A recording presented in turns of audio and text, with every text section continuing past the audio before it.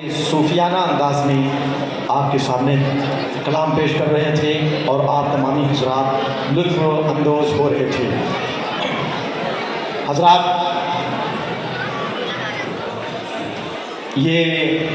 عرس کی تقریب میں جو اس محفل کا انعقاد کیا گیا ہے، اللہ رب العزت اس محفل کو قابل قبول فرمائے اور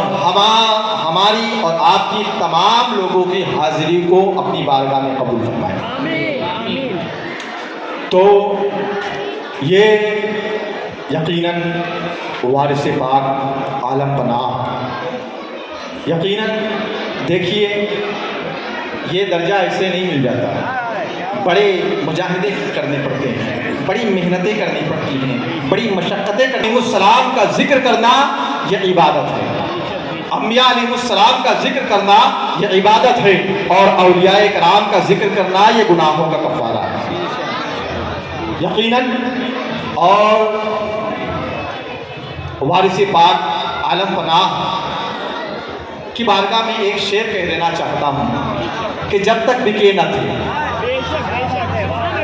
بہت پیارا انداز دے رہا ہوں اور بہت ہی مخزن معلومات دے رہا ہوں کہ جب تک بکے نہ تھے کوئی پوچھتا نہ تھا، جب تک بکے نہ تھے کوئی پوچھتا نہ تھا، وارث پاک عالم پناہ تم نے خرید کے انمول کر دیا تھے، کوئی پوچھتا نہ تھا، وارث پاک عالم پناہ تم نے خرید کے انمول کر دیا۔ عزیزان ملت اسلام، یا اس بچے کو غلام علی اصغر، آپ لوگ دعا فرمائیں، اس بچے کو اللہ رب العزت غلام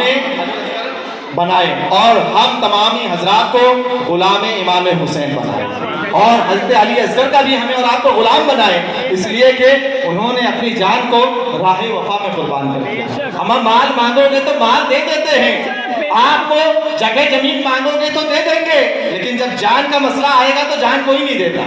اس لیے کہ جان بہت قیمتی چیز ہوا کرتی ہے۔ آپ کو اگر کوئی بھی دیکھیں، آپ اگر یا کوئی بھی، اللہ تعالیٰ سب کو محفوظ رکھے، اگر کوئی ہاسپٹلس میں اگر ایڈمٹ ہو جاتا ہے تو کیا کہتے ہیں، اور آپ اپنے عزیز و قارب سے، اپنے دوست احباب سے کہ آپ ڈاکٹر صاحب اسے ٹھیک کر دیجئے، جتنا پیسہ چاہے اتنا پیسہ میں دے دوں گا، جتنے مال چاہیں اتنے مال دے دوں گا، لیکن اس کی جان بچا لیجئے۔ لیکن بارے میرے علی اصغر، تیری اس بچپنے پر ہماری اور آپ کی جوانی قربان ہو کہ چھوٹے سے ننھے نے اپنی جان کو بھی راہ مولا میں قربان کر دیا، اور ایسا قربان کر دیا، ایسا قربان کر دیا کہ آج امام حسین کا تذکرہ اور ان کے خاندان والوں کا تذکرہ ہوتا نظر آ رہا ہے۔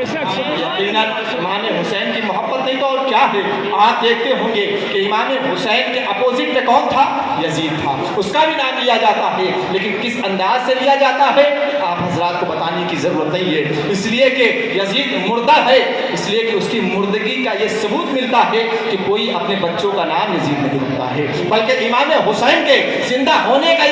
یہ عوامی سطح پر یہ ثبوت ملتا ہے کہ کوئی غلام حسین ہے، کوئی غلام رضا ہے، کوئی غلام غوث ہے۔ یہ یقیناً یہ آپ اور ہمارے لیے بڑی فخر کی بات ہے کہ ہمیں اور آپ کو امام حسین رضی اللہ تعالی عنہ جیسے وہ شہید اعظم ملے، اور وہ کیوں نہ ہو، اس لیے کہ امام حسین رضی اللہ تعالی عنہ چاہتے تو یزید کی بیعت کر لیتے۔ آپ نے علماء سے سنا ہے، خطبہ سے سنا ہے، 10 روزہ محرم کی محفلوں میں سنا ہے، لیکن امام حسین کا یہ کردار بول رہا تھا کہ جل گیا خیمہ اطہر، دین پر آنچ نہ آنے دی، جل گیا خیمہ اطہر، دین پر آنچ نہ آنے دی، وارے جرت ابن حیدر سر دیا بات نہ جانے دی، وارے جرت ابن حیدر سر دیا بات نہ جانے دی۔ عزیزان ملت اسلامیہ، اب آپ کے سامنے ایک ایسے شاعر اسلام کو پیش کروں گا جن کا نام جناب عبد المبین صاحب، وہ آئیں گے اور آپ کے سامنے نعت مصطفیٰ اور منقبت امام حسین، لیکن آپ لوگ تمامی حضرات وقت کا خیال رکھیں، اس لیے کہ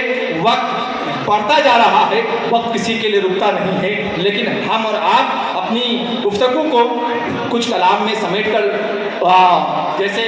لوگوں تک پیش کر دیں، لیکن آپ تمامی حضرات سے گزارش کروں گا جو منتظمین اجلاس ہیں، جو کمیٹی کے ممبران ہیں، جو کمیٹی کے لوگ ہیں، وہ حضرات اپنی اپنی ضروریات سے فارغ ہو جائیں، اور اس لیے کہ آپ تمامی حضرات اپنی اپنی ضروریات سے فارغ ہو جائیں اور اس جلسے گاہ میں تشریف لائیں، اس لیے کہ باضابطہ طور پر مغرب کے بعد ہی جلسے کا آغاز ہو گیا تھا، اور مجمع جو حساب سے ہے الحمدللہ اس مجمع کو اللہ تبارک و تعالیٰ قابل قبول فرمائے۔ اور آپ کے سامنے بلا تاخیر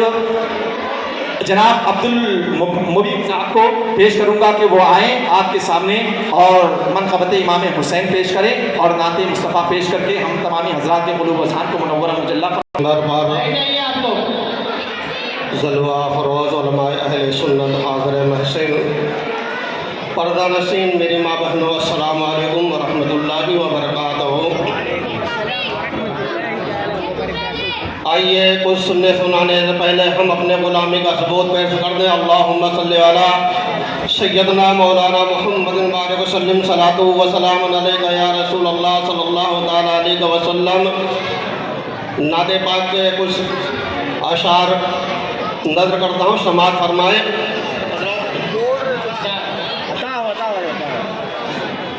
یہ ٹوٹی چٹائی یہ مٹی کا برتن حکارہ سے نادان کیوں دیکھتا ہے، یہ ٹوٹی چٹائی یہ مٹی کا برتن حکارہ سے نادان کیوں دیکھتا ہے، یہ ٹوٹی چٹائی